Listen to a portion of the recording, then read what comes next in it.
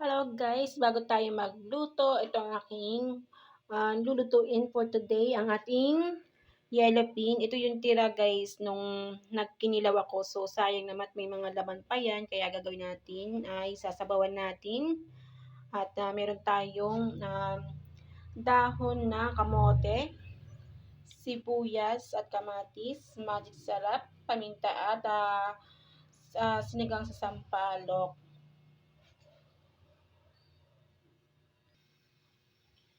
At yun nga guys, nagpait rin ako ng kawali na may tubig.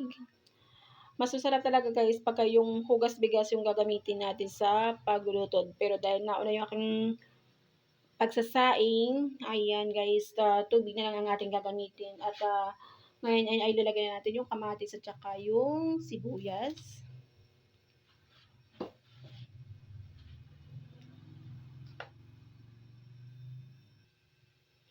At pagkalagay ng sibuyas at saka maglalagay na rin tayo ng asin. Ganito ko guys ginagawa kasi pagka nagluluto ko ng ganito, tinitimplahan ko muna bago ilagay yung isda. Ayan, maglalagay tayo ng paminta.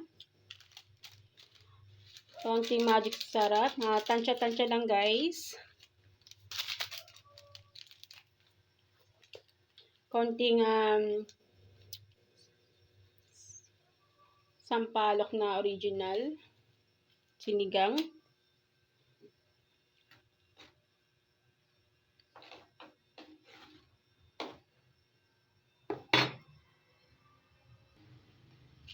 At pagkaraan ng ilang minuto, pwede natin ilagay yung ating isda. Bali, yellow pin po to guys.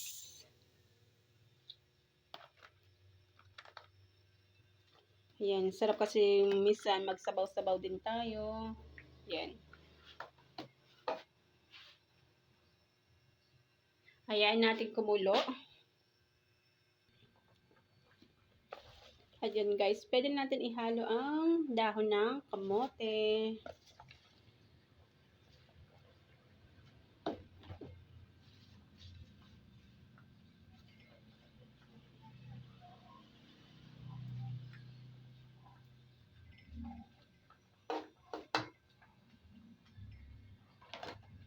And huwag natin masyadong mga pakuluan kasi yung dahon naman kasi maluluto yan sa init ng sabaw.